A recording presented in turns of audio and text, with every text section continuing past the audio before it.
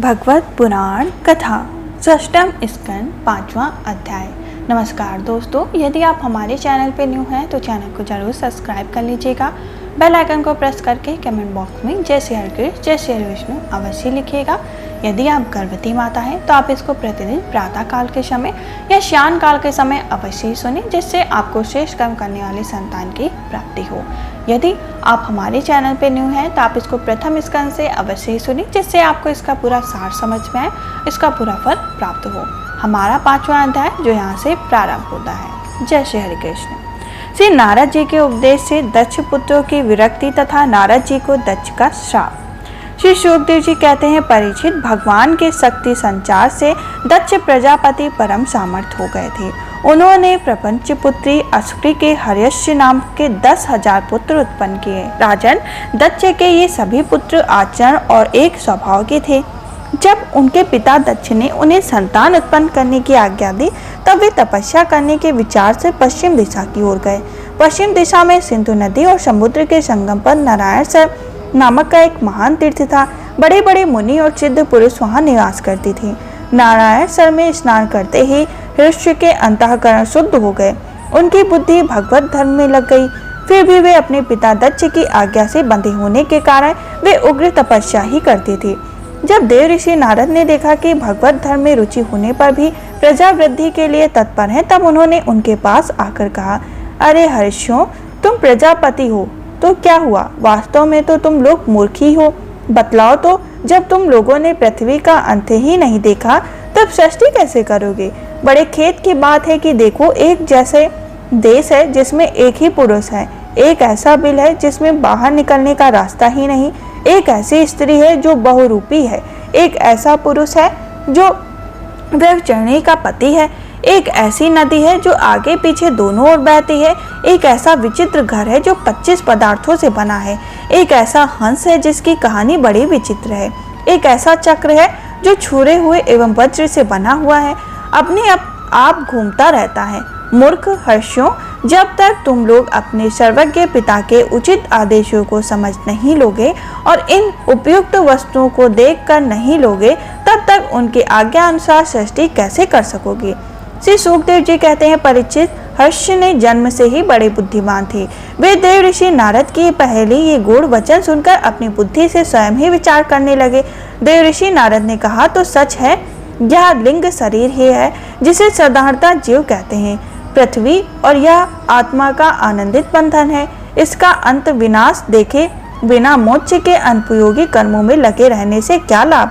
सचमुच ईश्वर एक ही है। वह जगत आदि तीनों अवस्थाओं और उनके अभिमानियों के भिन्न उनका साक्षी तुरी है। वही सबका आश्रय है, परंतु इसका आश्रय कोई नहीं। वही भगवान है। उस प्रकृति आदि से अतीत नित्य मुक्ति परमात्मा को देखे बिना भगवान के प्रति समर्पित कर्मों में जीवों को क्या लाभ?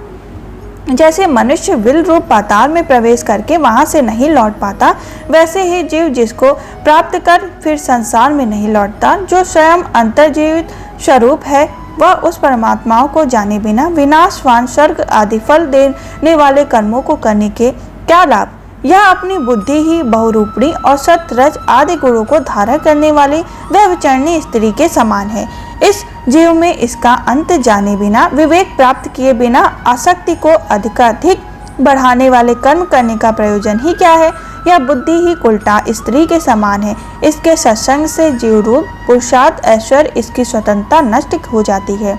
इसके पीछे पीछे वह उल्टा स्त्री के पति की भांति ना जाने कहां कहां भटकता रहता है। इसके विभिन्न गतियों चालों को जाने बिना ही विवेक रहित कर्मों से क्या सिद्धि मिलेगी? माया ही दोनों ओर बहने वाली नदी है। यह सृष्टि भी करती है और बल्ले भी। जो लोग इससे निकलने के लिए तपस्या विद्या आदि का तट का सहारा लेने लगते हैं, उन्हें रोकने के लिए क्रोध अहंकार आदि के रूप में वह और भी वेग से बहने लगती। जो पुरुष उसके वेग से विवश एवं अनभिज्ञ, वह माया के कर्मों से क्या लाभ उठाएगा? ये 25 तत्व एक अद्भुत घर है। पुरुष उनका आश्रय में आश्रय है। वही समस्त कार्य कारणात्मक जगत का अधिष्ठा है। यह बात न जान पूछकर सच्चा स्वतंत्र प्राप्त किए बिना झूठी स्वतंत्रता किए जाने वाले कर्म व्यर्थ ही हैं। भगवान का स्वरूप बतलाने वाला सहस्त्र हंस के समान निर्छेड़ विवेक है। वह बुद्ध बंधन, मोक्ष, चेतन और जड़ को अलग अलग करके दिखा देता है। ऐसे अध्यात्म शास्त्र हंस का आश्रय लेकर उसे जाने बिना बहिर्मुखी बनने वाले कर्मों से लाभ ही क्या? यह काल ही एक चक्र है, यह निरंतर घूमता रहता है। इसकी धार छोरे और वज्र के समान तीखी है और यह सारे जगत को अपनी ओर खींच रहा है। इसको रोकने वाला कोई नहीं, यह परम स्वतंत्र है। यह बात जानकर कर्मों के फल को नित्य समझकर जो लोग सकाम भाव से उनका अनुष्ठान करते हैं, उन्हें उन नित्य अनित्य कर्मों से क्या लाभ? सहस्त्र ही पिता है, क्योंकि दूसरा इस जन्म के सहस्त्र ही होता है और इसका आदेश कर्मों में लगाना चाहिए, उन्हें निवृत्त होना। इसे जो नहीं जानता वह गुणमय शब्द आदि विषयों पर विश्वास कर लेता है। अब वह कर्मों से निवृत्त होने की आज्ञा का पालन भला कैसे कर सकेगा? परीक्षित, हर्षों ने एक मत से यही निश्चित किया कि नारद जी की परिक्रमा करके वे उस मुच्छ पद के पथिक बन गए जिस पर चलकर फिर लौटना नहीं पड़ता। इसके बाद देवऋषि नारद ने स्वर ब्रह्म में, संगीत हरि में अभिव्यक्त हुए भगवान श्री कृष्ण चंद्र के चरण कमलों को अपने चित्त को अखंड रूप से स्थित कर लोक लोकांतर में विचरने लगे। परीक्षित, जब दक्ष प्रजापति को मालूम हुआ कि मेरे शीलवान पुत्र नारद के उपदेश से कर्तव्यच्युत हो गए हैं, तब वे शोक से व्याकुल हो गए और उन्होंने बड़ा ही पश्चाताप हुआ। सचमुच अच्छी संतान का होना भी शोक का ही कारण है। ब्रह्मा जी ने दक्ष प्रजापति को बड़ी ही सांत्वना दी। तब उन्होंने पंचनंदिनी अश्वकी के गर्भ से 1000 पुत्र उत्पन्न किए। उनका नाम था शवलाभ। वे भी अपने पिता दक्ष प्रजापति की आज्ञा पाकर प्रजा सृष्टि उद्देश्य से तप करने के लिए उसी नारायण सरोवर पर गए जहाँ जाकर उनके बड़े भाइयों ने सिद्धि प्राप्त की थी। सबाश ने वहां जाकर उस सरोवर में स्नान किया। स्नान मात्र से ही उनके अंतःकरण के सारे मल धुल गए। अब वे परम ब्रह्म प्रणव का जप करते हुए महान तपस्या में लग गए। कुछ महीनों तक केवल जल और कुछ महीनों तक केवल हवा पीकर ही उन्होंने हम नमस्कार पूर्वक ओंकार रूप भगवान नारायण का ध्यान करते हैं, जो विशुद्ध चित्त में निवास करते हैं, सबके अंतर्यामी हैं तथा सर्वव्यापक एवं परमहंस स्वरूप हैं। इस मंत्र का अभ्यास करते हुए मंत्र आधिपति भगवान की आराधना की। परीक्षित, इस प्रकार दक्ष के पुत्र शवलाभ ने प्रजा सृष्टि के लिए तपस्या में संलग्न हो उनके पास भी देवऋषि नारद आए और उन्होंने पहले के समान ही कूट वचन कहे। उन्होंने कहा, दक्ष प्रजापति के पुत्रों, मैं तुम लोगों को जो उपदेश देता हूँ उसे सुनो। तुम लोग तो अपने भाइयों से बड़ा प्रेम करते हो, इसलिए उनके मार्ग का अनुसंधान करो।